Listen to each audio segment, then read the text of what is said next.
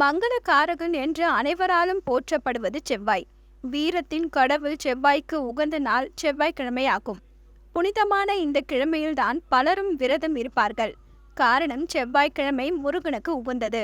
தமிழ் கடவுளான முருக பெருமான் செவ்வாய்க்குரியவர். இவரை வணங்கி துவங்கும் செயல்கள் அனைத்தும் வெற்றியடையும் என்பது நம்பிக்கை. அதனால் செவ்வாய்க்கிழமைகளில் முருகனை வழிபாடு செய்யவும் அவருக்கான விரதம் இருப்பதற்கும் மிக சிறந்த நாளாகும். அப்படி செவ்வாய்க்கிழமையில் விரதம் இருந்தால் கிடைக்கும் பலன்கள் என்ன என்பதை பார்க்கலாம்.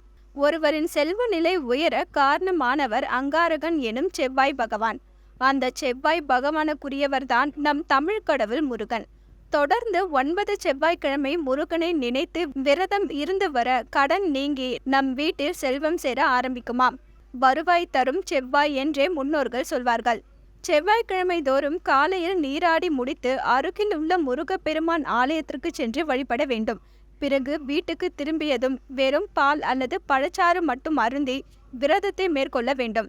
கந்த சஷ்டி கவசம், கந்தகுரு கவசம் போன்ற முருகப்பெருமானுக்குரிய ஸ்தோத்திரங்களை பாராயணம் செய்யலாம்.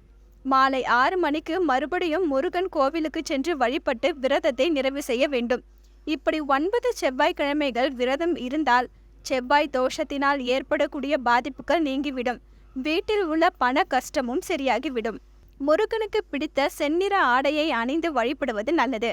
அதே போல செந்நிறத்தில் நைவேத்தியம், கனிகளை வைத்து தீபாராதனை செய்து வழிபடுவதால் நம் வாழ்வில் இருக்கும் தடைகள் நீங்கும். வழிபடும் போது முருகனின் வேல் வைத்து வழிபடுவது நல்லது. மேலும் நாம் விரதம் இருக்கும்போது வள்ளி தெய்வானையுடன் கூடிய முருகப்பெருமானின் படத்தை வைத்து வணங்குவது நல்லது. விரதத்தை தொடங்கும் போது முழு முதல் கடவுளான விநாயகரை வணங்கி விரதத்தை தொடங்க வேண்டும். கார்த்திகேயன் அன்னதான பிரபு என்பதால் இந்த விரதம் மேற்கொள்ளும் போது உங்களால் முடிந்தளவு அன்னதானம் செய்வது மிகவும் சிறப்பான பலன் தரும்.